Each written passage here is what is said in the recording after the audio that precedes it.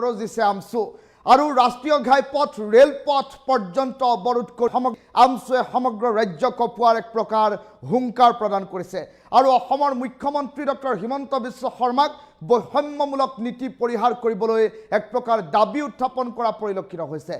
কেৱল আৰু কেৱল মুছলমান হোৱাৰ বাবে সংখ্যালঘুৰ ওপৰত উচ্ছেদৰ দৰে ব্যৱস্থা গ্ৰহণ কৰা এই চৰকাৰখনৰ বিৰুদ্ধে ২৬ত সকলো ব্যৱস্থা গ্ৰহণ কৰাৰ হুংকাৰো প্ৰদান কৰা পৰিলক্ষিত হ'ল। এই ডাঙৰ খবৰটো টাইম ৮ৰ দৰ্শকসকলক এই মুহূৰ্তত জনাইছোঁ। ভয়াৱহ আন্দোলনেৰে অসম কঁপাব আমছুৱে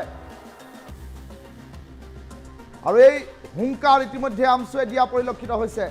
বন্ধ কৰি দিয়া হ'ব ৰেলপথ, ৰাষ্ট্ৰীয় ঘাইপথ। আজি পুঁজিপতি গোষ্ঠী, বনিয়া গোষ্ঠীয়ে হাজাৰ হাজাৰ বিঘা মাটি দখল কৰি আছে। সেইসকলৰ গাত হাত দিবলৈ সাহস নাই। মুখ্যমন্ত্ৰীয়ে ভয় খায়, এনেধৰণৰ কেতবোৰ কথা আমছুৱে উল্লেখ কৰিছে। শীঘ্ৰেই মুখ্যমন্ত্ৰীয়ে এই বৈষম্যমূলক নীতি পৰিহাৰ কৰক বুলি মন্তব্য প্ৰকাশ কৰিছে আমছুৰ তৰফৰ পৰা। সংখ্যালঘু বিধায়কসকলে মনে মনে থাকি যিদৰে চাই আছে তাৰ উত্তৰ ২০২৬ চনৰ নিৰ্বাচনত দিয়া হ'ব। সময় থাকোঁতে সংখ্যালঘু বিধায়কসকল ৰাজপথলৈ ওলাই আহিব লাগে। মুখ্যমন্ত্ৰীয়ে শীঘ্ৰেই মুছলমান বিদ্বেষী নীতি পৰিহাৰ কৰিব লাগে বুলি এক প্ৰকাৰ দাবী উত্থাপন কৰিছে আমছুৱে। সংখ্যালঘু ভূমিহীন লোকক মাটিৰ পট্টা দিয়াৰ ব্যৱস্থা কৰক মুখ্যমন্ত্ৰীয়ে। উচ্ছেদ কৰা লোকসকলক শীঘ্ৰেই পুনৰ সংস্থাপন কৰক। তেওঁলোক বিদেশী নাগৰিক নহয়। আজি উচ্ছেদৰ সময়ত এবটল পানীও দিয়া হোৱা নাই, খাদ্যও দিয়া হোৱা নাই। এয়া অমানৱীয় কাৰ্য ৰাজ্য চৰকাৰৰ। প্ৰয়োজনত ৰাষ্ট্ৰীয় ঘাইপথ, ৰেলপথ স্তব্ধ কৰি অসম স্তব্ধ কৰাৰ হুংকাৰ আমছুৰ। ৰাজ্যজুৰি আমছুৰ তীব্ৰ প্ৰতিবাদী কাৰ্যসূচী। ৰাজ্যৰ উজনিৰ পৰা নামনিলৈ আমছুৱে অব্যাহত ৰাখিছে প্ৰতিবাদ। প্ৰতিটো প্ৰান্তৰ দৃশ্যাংশ টাইম ৮ৰ দৰ্শকসকলক দেখুৱাই আছোঁ। আৰু সমান্তৰালকৈ সংখ্যালঘু বিধায়কসকলৰ বিৰুদ্ধেও এতিয়া আমছু সভাপতিয়ে ক্ষোভ উজাৰা পৰিলক্ষিত হ'ল। সময় থাকোঁতেই সংখ্যালঘু বিধায়কসকল ৰাজপথলৈ ওলাই আহিবলৈ এক প্ৰকাৰ আহ্বান জনালে আমছু সভাপতি ৰেজাউল কৰিমে। আৰু বৃহস্পতিবাৰৰ দিনটোত দেখিবলৈ পোৱা গ'ল ৰাজ্যখনৰ ইমূৰৰ পৰা সিমূৰলৈ কেইবাটাও প্ৰান্তত চলিল প্ৰতিবাদী কাৰ্যসূচী। দৃশ্যাংশ দেখুৱাইছোঁ গোৱালপাৰাৰ পৰা আৰম্ভ কৰি প্ৰতিটো প্ৰান্তত, গোৱালপাৰা, বৰপেটা, নামনি অসমৰ পৰা উজনি অসমৰ বিভিন্ন প্ৰান্তত প্ৰতিবাদ সাব্যস্ত হৈছে। দৃশ্যাংশ দেখুৱাই আছোঁ। অমানৱীয় উচ্ছেদ বন্ধ কৰিব লাগিবই, অমানৱীয় উচ্ছেদ বন্ধ কৰিব লাগিবই। আমছু জিন্দাবাদ, আমাৰ দাবী ন্যায্য দাবী। অমানৱীয় উচ্ছেদ বন্ধ কৰক, অমানৱীয় উচ্ছেদ বন্ধ কৰিব লাগিবই, অমানৱীয় উচ্ছেদ বন্ধ কৰিব লাগিবই। আমছু জিন্দাবাদ, আমাৰ দাবী ন্যায্য দাবী। অমানৱীয় উচ্ছেদ বন্ধ কৰক, অমানৱীয় উচ্ছেদ বন্ধ কৰিব লাগিবই, অমানৱীয় উচ্ছেদ বন্ধ কৰিব লাগিবই। আমছু জিন্দাবাদ, আমাৰ দাবী ন্যায্য দাবী। অমানৱীয় উচ্ছেদ বন্ধ কৰক। আমি এইকাৰণে ৰূপায়ণ কৰিছোঁ। কেৱল গোৱালপাৰাতে নহয়, সমগ্ৰ ৰাজ্যজুৰি জিলা আয়ুক্ত আৰু মহকুমা অধিপতিৰ কাৰ্যালয়ত আমি দুঘণ্টীয়া ধৰ্ণা কাৰ্যসূচী ৰূপায়ণ কৰিছোঁ। আপোনালোকে জানে যে গোৱালপাৰা জিলাৰ হাজৰা বিলকে আদি কৰি বিভিন্ন ঠাইত যি অমানৱীয়ভাৱে বঙাইগাঁও, কোকৰাঝাৰ, পৰ্বতজোৰা আদি অঞ্চলত অমানৱীয়ভাৱে পুনৰ সংস্থাপনৰ ব্যৱস্থা নকৰাকৈ মানুহখিনিক যিধৰণে উচ্ছেদ কৰা হৈছে, ইয়াৰ আমি তীব্ৰ বিৰোধিতা কৰিছোঁ। আমি চৰকাৰক বাৰে বাৰে কৈ আহিছোঁ, যদি চৰকাৰে কিবা ভূমিৰ প্ৰয়োজন হয় বা চৰকাৰে যদি ক'ৰবাত ভূমি লাগে, সেই অঞ্চলৰ মানুহ যিহেতু যুগ যুগ ধৰি এই অঞ্চলত বসবাস কৰি আছে, চৰকাৰে যিহেতু সংখ্যালঘুসকলক মাটিৰ পট্টা দিয়া নাই, বসুন্ধৰা 2, 1, 3, 4 ক'তো মাটি দিয়া নাই। গতিকে এইখিনি মানুহ যিহেতু আজি ভাৰতবৰ্ষৰ স্বাধীনতা লাভ কৰাৰ আগৰ পৰাই বহি আছে, সেইখিনি মানুহক পুনৰ সংস্থাপনৰ ব্যৱস্থা কৰি তেওঁলোকক উচ্ছেদ কৰক। তাত আমাৰ ক'বলগীয়া নাথাকিব, আমি সহযোগিতা কৰিম। কিন্তু চৰকাৰে আক্ৰমণমূলকভাৱে, গতিকে এইটোত কোনো পদ্ধতি আমি সহ্য নকৰোঁ। আমাৰ প্ৰথম দাবী হৈছে, আমাৰ প্ৰথম স্পষ্ট কথা হৈছে, এই অমানৱীয় উচ্ছেদ বন্ধ হ'ব লাগিব। আৰু যি উচ্ছেদ কৰিলে সেই উচ্ছেদিত পৰিয়ালসকলক পুনৰ সংস্থাপন আৰু ক্ষতিপূৰণৰ ব্যৱস্থা হ'ব লাগিব। আজি সেই শিশুসকল কি অপৰাধ কৰিছে? আজি নিজৰ সপোনৰ ঘৰখনক তেওঁলোকে ভাঙি দিছে।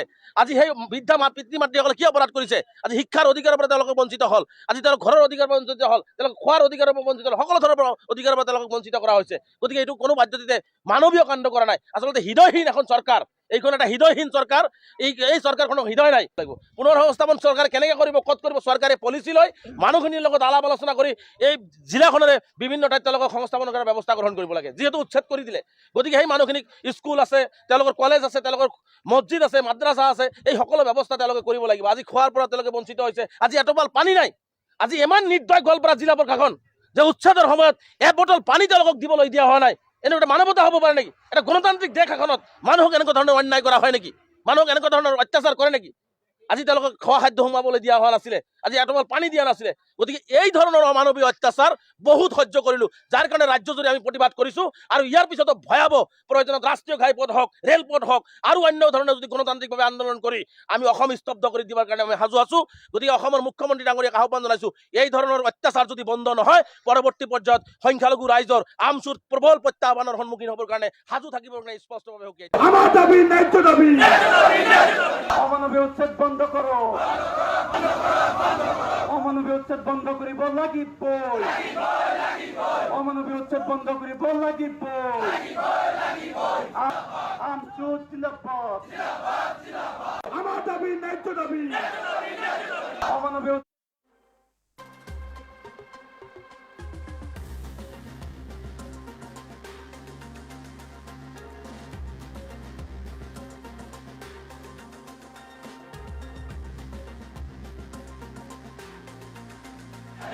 অমানবীয় উচ্ছেদ বন্ধ করো, অমানবীয় উচ্ছেদ বন্ধ করিব লাগিব। কাৰ্যসূচী আমি এইকাৰণে ৰূপায়ণ কৰিছোঁ, কেৱল গোৱালপাৰাতে নহয়, সমগ্ৰ ৰাজ্যজুৰি জিলা আয়ুক্ত আৰু মহকুমা অধিপতিৰ কাৰ্যালয়ত আমি দুঘণ্টীয়া ধৰ্ণা কাৰ্যসূচী ৰূপায়ণ কৰিছোঁ। আপোনালোকে জানে যে গোৱালপাৰা জিলাৰ হাজলা বিলকে আদি কৰি বিভিন্ন ঠাইত যি অমানৱীয়ভাৱে বঙাইগাঁও, কোকৰাঝাৰ, পৰ্বতজোৰা আদি অঞ্চলত অমানৱীয়ভাৱে পুনৰ সংস্থাপনৰ ব্যৱস্থা নকৰাকৈ মানুহখিনিক যি ধৰণে উচ্ছেদ কৰা হৈছে, ইয়াৰ আমি তীব্ৰ বিৰোধিতা কৰিছোঁ। আমি চৰকাৰক বাৰে বাৰে কৈ আহিছোঁ, যদি চৰকাৰে কিবা ভূমিৰ প্ৰয়োজন হয় বা চৰকাৰে যদি ক'ৰবাত ভূমি লাগে, সেই অঞ্চলৰ মানুহ যিহেতু যুগ যুগ ধৰি এই অঞ্চলত বসবাস কৰি আছে, চৰকাৰে যিহেতু সংখ্যালঘুসকলক মাটিৰ পট্টা দিয়া নাই, বসুন্ধৰা 2, 1, 3, 4 ক'তো মাটি দিয়া নাই। গতিকে এইখিনি মানুহ যিহেতু আজি ভাৰতবৰ্ষৰ স্বাধীনতা লাভ কৰাৰ আগৰ পৰাই বহি আছে, সেইখিনি মানুহক পুনৰ সংস্থাপনৰ ব্যৱস্থা কৰি তেওঁলোকক উচ্ছেদ কৰক, তাত আমাৰ ক'বলগীয়া নাথাকিব, আমি সহযোগিতা কৰিম। কিন্তু চৰকাৰে আক্ৰমণমূলকভাৱে, গতিকে এইটোত কোনো পদ্ধতি আমি সহ্য নকৰোঁ। আমাৰ প্ৰথম দাবী হৈছে, আমাৰ প্ৰথম স্পষ্ট কথা হৈছে, এই অমানৱীয় উচ্ছেদ বন্ধ হ'ব লাগিব। আৰু যি উচ্ছেদ কৰিলে সেই উচ্ছেদিত পৰিয়ালসকলক পুনৰ সংস্থাপন আৰু ক্ষতিপূৰণৰ ব্যৱস্থা হ'ব লাগিব। আজি সেই শিশুসকল কি অপৰাধ কৰিছে? আজি নিজৰ সপোনৰ ঘৰখনক তেওঁলোকে ভাঙি দিছে। আজি সেই বৃদ্ধা পিতৃ মাতৃসকলে কি অপৰাধ কৰিছে? আজি শিক্ষাৰ অধিকাৰৰ পৰা তেওঁলোকে বঞ্চিত হ'ল, আজি তেওঁলোকৰ ঘৰৰ অধিকাৰৰ পৰা বঞ্চিত হ'ল, তেওঁলোকে খোৱাৰ অধিকাৰৰ পৰা বঞ্চিত হ'ল, সকলো ধৰণৰ অধিকাৰৰ পৰা তেওঁলোকক বঞ্চিত কৰা হৈছে। গতিকে এইটো কোনো পদ্ধতিতে মানৱীয় কাণ্ড কৰা নাই। আচলতে হৃদয়হীন এখন চৰকাৰ, এইখন এটা হৃদয়হীন চৰকাৰ। এই চৰকাৰখনৰ হৃদয় নাই। পুনৰ সংস্থাপন চৰকাৰে কেনেকৈ কৰিব, ক'ত কৰিব? চৰকাৰে পলিচি লৈ মানুহখিনিৰ লগত আলাপ আলোচনা কৰি এই জিলাখনৰে বিভিন্ন ঠাইত তেওঁলোকক সংস্থাপন কৰাৰ ব্যৱস্থা গ্ৰহণ কৰিব লাগে। যিহেতু উচ্ছেদ কৰি দিলে, গতিকে সেই মানুহখিনিক স্কুল আছে, তেওঁলোকৰ কলেজ আছে, তেওঁলোকৰ মছজিদ আছে, মাদ্ৰাছা আছে, এই সকলো ব্যৱস্থা তেওঁলোকে কৰিব লাগিব। আজি খোৱাৰ পৰা তেওঁলোকে বঞ্চিত হৈছে। আজি এটোপাল পানী নাই। আজি ইমান নিৰ্দয় গোৱালপাৰা জিলা প্ৰশাসন যে উচ্ছেদৰ সময়ত এবটল পানী তেওঁলোকক দিবলৈ দিয়া হোৱা নাই। এনেকুৱা মানৱতা হ'ব পাৰে নেকি? এটা গণতান্ত্ৰিক দেশ এখনত মানুহক এনেকুৱা ধৰণৰ অন্যায় কৰা হয় নেকি? মানুহক এনেকুৱা ধৰণৰ অত্যাচাৰ কৰে নেকি? আজি তেওঁলোকক খোৱা খাদ্য সোমাবলৈ দিয়া হোৱা নাছিলে, আজি এটোপাল পানী দিয়া নাছিলে। গতিকে এই ধৰণৰ অমানৱীয় অত্যাচাৰ বহুত সহ্য কৰিলোঁ, যাৰ কাৰণে ৰাজ্যজুৰি আমি প্ৰতিবাদ কৰিছোঁ। আৰু ইয়াৰ পিছতো ভয়াৱহ প্ৰয়োজনত ৰাষ্ট্ৰীয় ঘাইপথ হওক, ৰেলপথ হওক, আৰু অন্য ধৰণৰ যদি গণতান্ত্ৰিকভাৱে আন্দোলন কৰি আমি অসম স্তব্ধ কৰি দিবৰ কাৰণে আমি সাজু আছোঁ।